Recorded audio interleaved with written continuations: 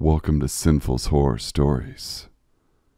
Tonight's video features 13 of the most haunted places in Oregon.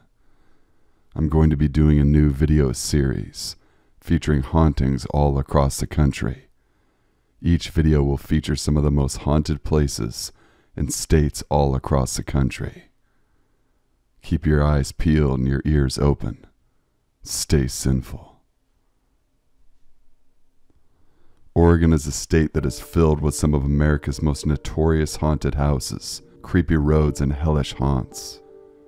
These are not just those little creaks and groans, but real life, genuine hauntings that will make the hair on the back of your neck stand on end. Number 13. Lenora, Independence. The town of Independence is said to be very haunted, and there are few locals who have not had a personal experience in the town. She was a 15-year-old girl who fell in love with a soldier who went off to fight in World War I and died within a week. She was brokenhearted and threw herself through a glass skylight into what is now known as the Mangiare Italian restaurant. It is said that there is a stain on the floor that simply cannot be removed. Lenora's ghost has been seen wandering around town on countless occasions. Number 12. Oregon Caves Chateau, Cave Junction. Oregon Caves Chateau was built in 1932, and it still has the same rustic atmosphere that it did back then. Guests say that they start feeling uneasy as soon as they lay their eyes on the building. This continues to build as you climb the narrow staircase to the upper floors. It is said that a spirit named Elizabeth lingers in the 6th floor hallway during the day before wandering the hotel at night. She is said to be the spirit of a young woman betrayed by her husband on their wedding night. She apparently jumped to her death from the window of room 303 after seeing her husband in a compromising position with one of the chambermaids. Number 11. Highway 101, Cannon Beach. Highway 101 is a stunning stretch of highway along Oregon's coast.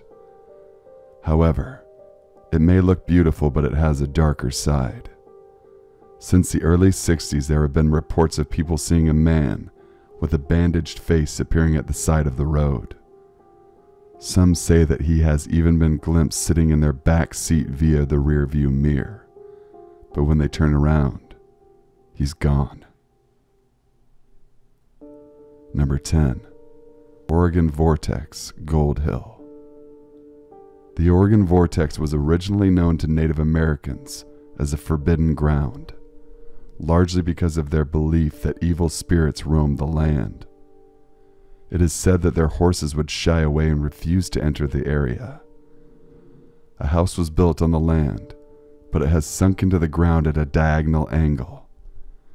However, despite this, anyone who stands inside the house finds themselves standing perfectly upright.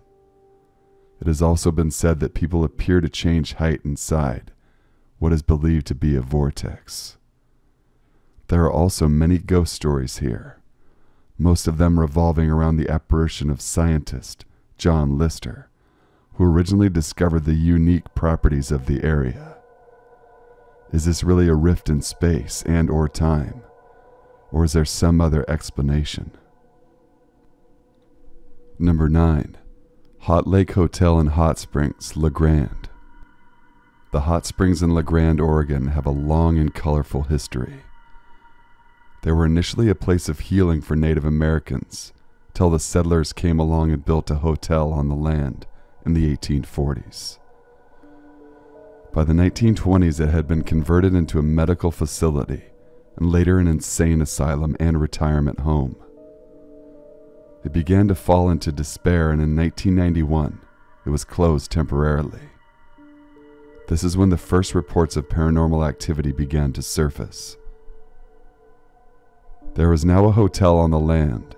Staff report hearing piano music, even though there's no piano in the building. There are also reports of the ghost of a gardener who hanged himself on the property a strange mist that appears on the lake, and a higher than average number of car crashes outside the property. Number 8. Oregon Institute of Technology, Klamath Falls. The Oregon Institute of Technology was in use for many years, and then was suddenly abandoned with little or no explanation given as to why. Some of the building was demolished and the remains soon fell into disrepair. However, there have been reports of strange activity around the area. The hill right next to the building is known to be a site where regular satanic ceremonies have been conducted. There have also been odd rock formations with animal bones in the center, found around the ruins of the institute, and some explorers have even found blood. This is creepy enough, but there is also reports of shadow figures, loud unexplained bangs, and a very ominous presence. Number 7. Lafayette Cemetery, Lafayette. In the 1800s, a woman was accused of witchcraft and was hanged for supposed crimes. Immediately prior to her death, she cursed the town of Lafayette, saying that it would burn to the ground 3 times. Since then, the entire town is burned down on 2 occasions, so it seems that the curse is not yet broken. Her ghost has also been spotted roaming not only the location in which she was hanged, but also Lafayette Cemetery where she was buried. It has been said that she lurks in the shadows and will scream at visitors, even going too far as to chase them out of the cemetery. Those who have been chased out often have razor-like cuts across their backs, perhaps from the fingernails as she grabs at them. The attacks got so frequent that the cemetery has now been closed to the public and bears a no trespassing sign for public safety. This is definitely one of the most haunted locations in Oregon, as well as being a place where you need to quite literally watch your back. Number 6. Multnomah County Poor Farm, Troutdale, which is now the new McMinimans at Edgefield, which you all may be more familiar with. In the early 1900s, Multnomah County Poor Farm housed the unfortunate, the sick, the poor, and the homeless. They could live on the farm in exchange for working on it. People came and went with some frequency, so it is difficult to say how many of them died here, but there were certainly a fair few. The labor was hard. Some of the people just were not up to it and ended up dying. In 1990, a hotel, brewery, and venue was built on the property, and it is around that time that the paranormal activity was reported. Room 215 in particular seems to be a bit of a hot spot, and the hotel keeps a logbook where guests can note down their experiences while staying at the hotel.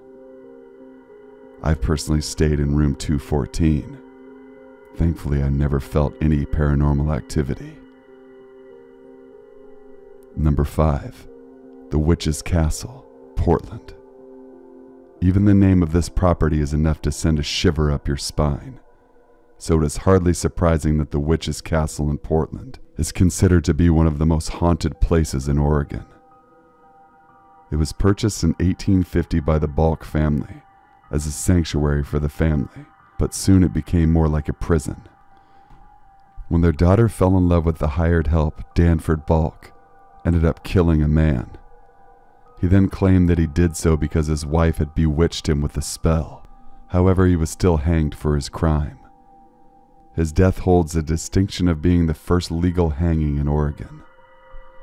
Anna was returned to the house where she had lost both her love and her father, lived out the rest of her life there. Now it is said that she haunts the building along with her father and her lost love. People have reported seeing ghostly figures fighting around midnight. Number 4. Shanghai Tunnels, Portland. Portland's Shanghai tunnels are world famous. They run under the city as a reminder that in its early years, this was a dark and dangerous city. Men and women alike were tricked or drugged in the bars and brothels all over town, and dragged into the tunnels before being bundled onto boats to serve as slaves. Many were physically and/or sexually abused. Several did not make it out of the tunnels alive. The hidden rooms were also used as opium dens. Many people overdosed in the tunnels. All of this death and torment has made the Shanghai tunnels the ideal breeding ground for paranormal activity. There are countless reports of strange noises, shadows, and disembodied voices as well as a malevolent spirit who takes pleasure in tormenting the tour guides. Number 3. Croissant Creek Road, Salem. Croissant Creek Road is a creepy little spot in Salem, which is said to be haunted by the spirit of a little girl who was hit by a speeding car while crossing the street. It is said that drivers often see a little girl and a boy at the side of the road. Sometimes they see a ball roll into the road and the little girl chasing it. If they stop or slow down, she will simply vanish.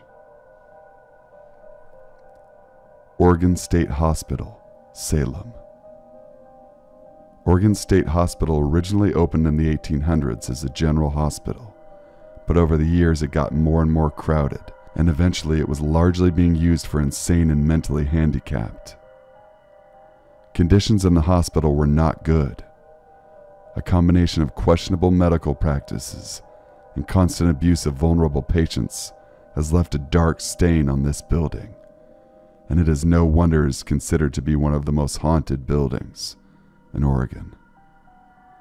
There are also tunnels under the hospital that were intended to be used for transporting the most dangerous patients, but which were rumored to be used to conduct experiments on patients since nobody could hear them scream. Visitors have said they can still hear patients calling for help, and there have also been reports of footsteps, wailing, and other strange noises. Number 1. Pittock Mansion, Portland. Pittock Mansion is a huge 16,000 square foot building that was built in 1909 by Henry Pittock, the publisher of the Oregonian, and his wife Georgina. The couple died in 1918 and 1919, but the family remained living in the mansion till 1964. The house was then turned into a museum, but few people are aware that it is one of the most haunted places as well. The haunted nature of the property is more or less kept on the down low, but that hasn't stopped tales of ghosts slipping out. Apparently the Pittocks are still there and often tidy up or move the furniture around. Thank you guys for watching and listening. Please be sure to leave a like, comment, share, and subscribe for future content. I hope you like these haunted places. Feel free to leave comments in the comment section below about places where you live that possibly are haunted. I would love to hear about that. Email your true scary stories to thesinfulsavant@gmail.com. I'll leave a link to my email in the description box below as well. Till we meet again, stay sinful.